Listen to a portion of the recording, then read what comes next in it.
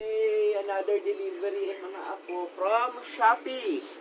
These are actually essential for our 3D printer. Mga essential parts na need replacement.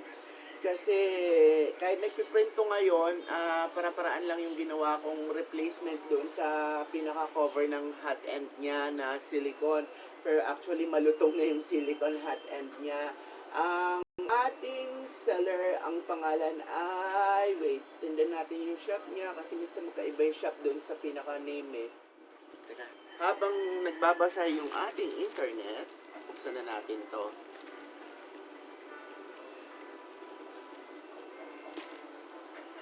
Ayan. Aha, ayaw na ito magbasa. Okay. Ayan. Ha?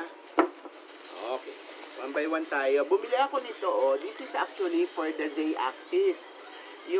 Kasi tinanggal ko yung isang, yung para doon sa metal ng Z-axis na nagro-roll. Ito yung mag-hold sa kanya. Instead of printing, bumili na ako kasi wala akong mabilhan ng bearing na ganun. So, ito, at least, gawa na. Tsaka adjustable siya.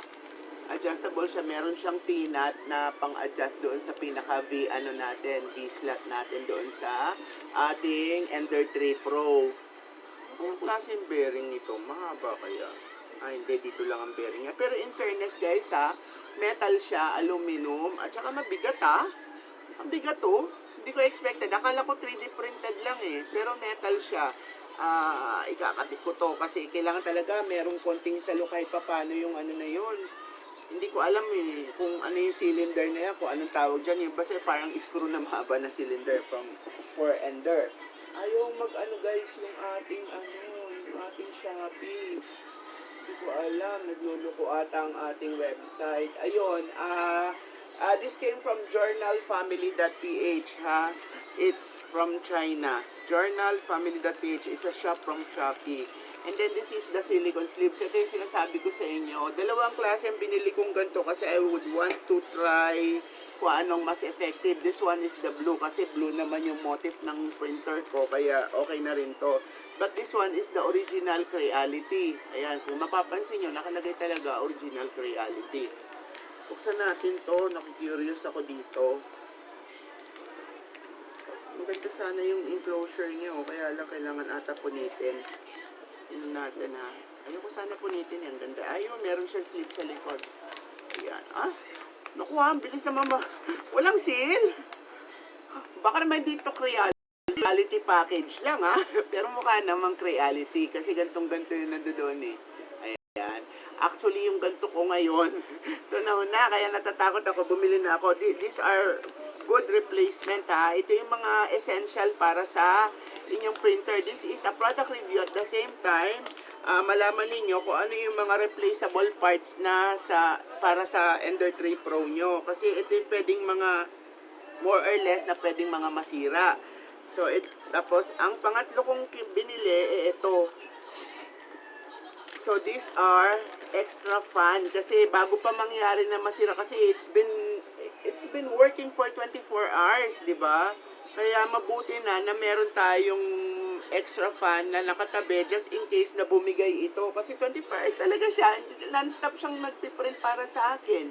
So, pagka nasira siya, andyan lang. Buti na may stock tayong ganito. Anytime, anywhere, kabit na lang, di ba? Maganda naman to. Hindi ko na matetesting kasi wala akong 24 volts. But anyway, maghahanap ako talaga ng 24 volts. Then, last but not the least, ito, hot end. Importante na may nakatabi tayong hot end, mga darling. Ito, one set na yung binili ko with PTFE na. Parang maliit na, maiksi naman yung PTFE na to. Para just in case na bumigay, I can just actually, replace na kaagad everything. Kaya lang, to be soldered pa din to no? Oo nga, to be soldered. But at least, andyan lang siya, nakatabi lang siya. Pag bumigay, hindi ako mag-worry na magpapanik dahil kailangan ko mag-print. Ay, ang ganda ng niya, aluminum niya, Diba? So, ito yung hot end. Ganda, Ang cute, Parang, talaga ang pagkagawa, Although, ano siya, hindi siya original reality, pero mas maganda siya kaysa doon sa original. Bongga! Oh? So, tandaan nyo ha, journal family. Mas maganda siya kaysa sa original. Ang sistema nito is, kasya ba? I will try. Tingnan natin minsan. Pagka naglinis ako ng hot end ko, titignan ko kung kakasya ito. Kasi pwede ko namang ikabit to actually. Pero maganda siya talaga. Wala ito yung tornilyo na to. Parang wala to sa original eh. Hindi ko nakita. Ang ganda nung ano niya, nung pinaka-tawag ito, yung heat sink niya. Ang ganda. Oh.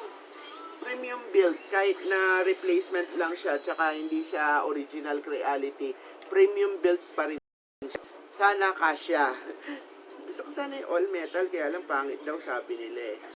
Anyway, those are the essentials at the same time, product review to, at saka yung mga essentials na binibili ninyo para may nakatabi kayo na gagamitin just in case na masira yung inyong Ender 3 Pro na 3D printer. Aside from this one, you can also buy additional like yung stepper motor, pwede kayong bumili at saka yung yung wheel, yung rubber wheel kasi minsan nagde-degrade din yung mga yan. Pero hindi naman kaagad-agad kasi at saka yung pinaka dito, belt, yung belt niya, yung pinaka parang sa fan belt kung sa sasakyan eh. Yung rubber belt na para sa X at saka sa Y axis, dapat may nakatabi din kayo niyan. Kasi anytime, any soon, lalo na kung 24 hours yung ginagamit yung printer ninyo, is pwede silang mag-degrade at pwede silang masira. At least, replaceable naman sila. Kaya wala tayong problema.